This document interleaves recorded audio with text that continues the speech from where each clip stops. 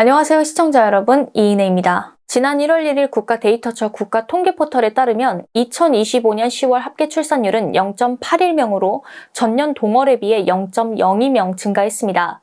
국회 예산정책처는 올해 0.9명까지 반등할 것이라며 낙관적인 전망을 했습니다. 출산율 증가 배경으로는 주출산 연령인 30대 여성의 출산, 코로나19 시기 미루었던 결혼 증가, 지자체와 정부의 출산 지원 정책 등이 꼽히고 있습니다. 그러나 이러한 반등 추세가 지속될 수 있을지는 미지수입니다.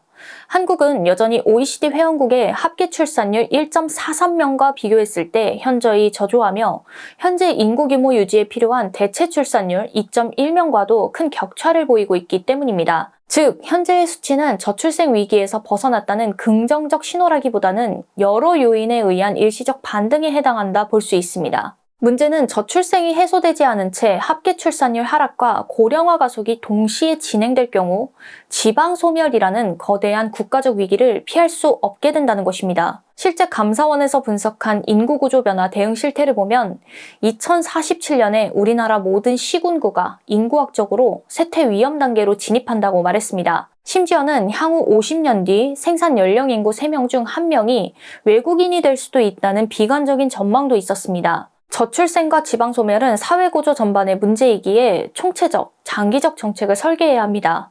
그렇다면 이 저출생이 왜 발생하는지, 그리고 이것이 어떻게 지방인구 소멸과 밀접한 관계로 이어지는지 짚어보도록 하겠습니다.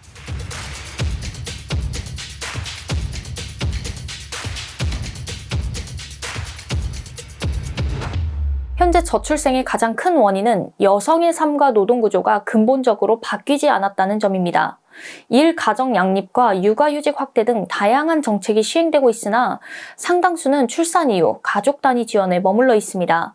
정작 출산의 주체인 여성이 겪는 경력 단절, 승진 배제, 조직 문화의 압박 문제는 여전히 구조적으로 해소되지 못하고 있습니다. 동일한 교육과 경력을 쌓았음에도 임신과 출산을 계기로 핵심 업무에서 이탈하거나 승진에서 배제되는 사례는 반복됩니다. 이는 개인의 선택이 아니라 출산을 감당하기 어려운 노동 환경이 만들어낸 결과입니다. 또한 육아휴직과 유연근무 확대 과정에서 그 부담이 조직 내 다른 구성원에게 전가되며 이해관계 충돌로 이어지는 경우도 적지 않습니다. 특히 중소기업에서는 대체 인력 확보와 인건비 부담이 겹치며 육아휴직이 사실상 조직 이탈로 인식되기도 합니다. 이와 같은 환경에서는 출산이 축복이 아니라 경력의 불확실성을 감수하는 선택으로 받아들여질 수밖에 없습니다. 출산을 결심한 이후의 과정 역시 높은 사회적 비용을 수반합니다. 시험관 시술 등 난임 치료 과정에서 경제적, 정신적 부담이 중첩되며 난임휴가 사용률은 21.3%에 그치고 치료 과정에서 퇴사를 경험했다는 응답은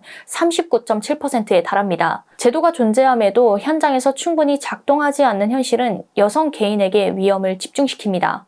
결국 여성은 출산 전후 과정에서 비용, 시간 등 복합적인 리스크를 감당해야 하며 이는 여성의 의지 부족이 아니라 구조적 문제에 가깝습니다. 이어서 지방인구 감소의 경우는 지방의 사회적 인프라 기반이 충분히 구축되지 못했다는 점입니다. 한국보건사회연구원 조사에 따르면 출생아 수 감소의 가장 큰 요인은 마음에 드는 일자리 부족으로 주거비용이나 교육시설 부족보다 높게 나타났습니다.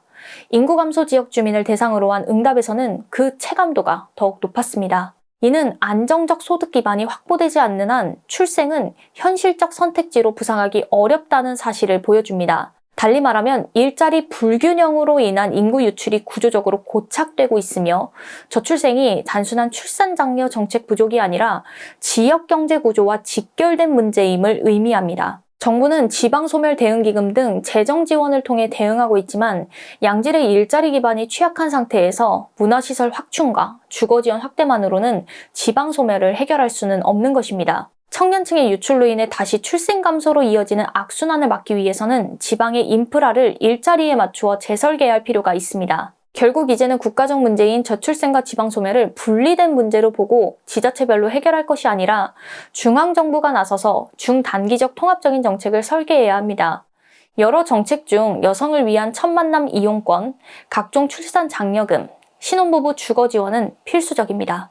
인천시의 경우 산후조리원 비용 지원과 첫째부터 지급되는 육아수당, 육아종합지원센터 확대 등 체감도 높은 정책을 통해 출산 이후의 부담을 구조적으로 낮추고 있으며, 이는 단순한 현금 지원을 넘어 아이 키우기 좋은 도시라는 환경을 조성하는 데 초점을 둔 좋은 정책이라 할 수 있습니다. 전남 영광군과 강원 화천군 역시 결혼, 임신, 출산, 주거를 연계한 강력한 지원 정책으로 전국 상위권 출산율을 기록하며 일정한 성과를 보여주었습니다. 이들 사례는 경제적 부담 완화와 생활 밀착형 정책, 그리고 민간 공공협력 체계 작동이 출산 결정에 실질적 영향을 미칠 수 있음을 입증합니다. 이와 더불어 출산 전후 단계에서 여성이 감당해야 할 경력 단절, 조직의 압박 등을 완화할 중장기적 대책도 마련되어야 합니다. 실제로 울산의 한 제조기업은 여성 친화 경영과 가족 친화 문화를 기업 철학으로 내세우며 근로 여건 개선과 복지 인프라 확충에 나서고 있으며, 지역 연대체와 협력해 돌봄, 고용 환경을 함께 개선하려는 시도를 이어가고 있습니다. 이는 저출생 대응이 복지 정책을 넘어 기업 문화와 산업 구조의 변화까지 포함해야 함을 보여주는 사례라 할 수 있습니다. 다른 하나는 출산율 수치 관리에 집중하는 인구 정책을 넘어 인구 변화가 경제, 산업, 복지, 재정 전반에 미치는 영향을 전제로 사회 시스템을 재설계하는 인구 전략으로의 전환이 필요합니다. 노동시간 단축, 교육 구조 개편, 수도권 집중 완화, 국민연금 체계 개편 등은 단기적으로 출산율을 끌어올리는 정책은 아니지만 청년 세대의 삶의 안정성을 높이고 인구 감소 사회의 충격을 완화하는 기반이 됩니다. 지방소멸 대응은 인구, 일자리, 인프라를 분리하지 않는 통합 전략으로 접근해야 합니다.